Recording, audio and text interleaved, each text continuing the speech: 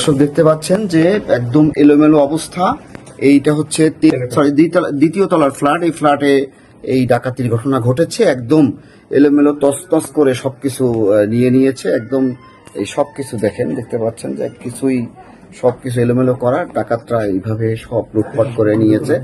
নিচতলার এক নারীকে হাত পা বাঁধা অবস্থা করা হয়েছে।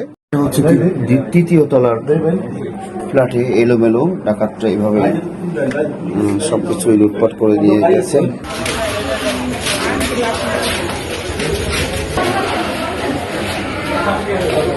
শুধু একটা মেয়ে বাসায় থাকতো আর হাজবেন্ড থেকে ঢাকা। হ্যাঁ, বয়স কত? ওই নারী হয়তো চিনতে পারছে এই জন্য।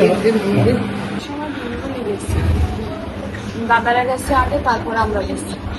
আর আমাদের সাথে ওই দিদির মেয়ে পূজা, ও গেছে আমার সাথে। না 11টার দিকে আমরা এক জায়গা দিয়ে গেছি। তো আস্তে আস্তে আমাদের 8:30 বাজে, 8:30 না 8টা। আর সে দেখি অন্ধকার বাসা, গেট খোলা। এবার আমরা মোবাইলে ফ্ল্যাশ লাইট জ্বালাইছি, ফ্ল্যাশ লাইট জ্বালাই এখন ভিতরে ঢুকছি। পর দেখি দিদিদের বাসা খোলা। তা দিদির বাসায় ঢুকে পূজা লাইট জ্বালাইছে, আমি ওদের ঘরের সামনে মানে ভিতরের রুমে সামনে রুমটায় দাঁড়ানো। পূজা তারপর পিছনে গেছে, পিছনে যাইতে ওদের রুমে সিটকেনি দেওয়া।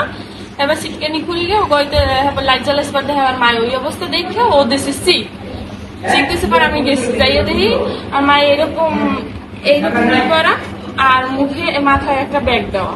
তো ব্যাগটা খুলছে দিদির ফেস দেখা, মানে আমি ভয় পাইয়ে চিক দিয়ে আমি বেরোই আইছি। তো বেরোই গিয়ে আমি এক পাশের বাসায় লিপিদি গিয়ে চিল্লাইতেছি। এর মধ্যে এক দিদি হাইটেছে দেখে কি হয়েছে, আমি আর তার বলতে পারতেছি না যে কি হয়েছে। তো আমি হাত দিয়ে দেখাই দিতেছি ভিতরে।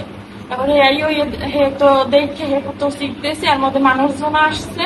তারপর তো দিদি নিয়ে গেছে। তালা তো নাই, তালাও নিয়ে গেছে। গেট খোলা গেছে, নিচের গেট খোলা, এই দরজা খোলা, 3 তলা খোলা, নিচে সব খুলে রেখে গেছে।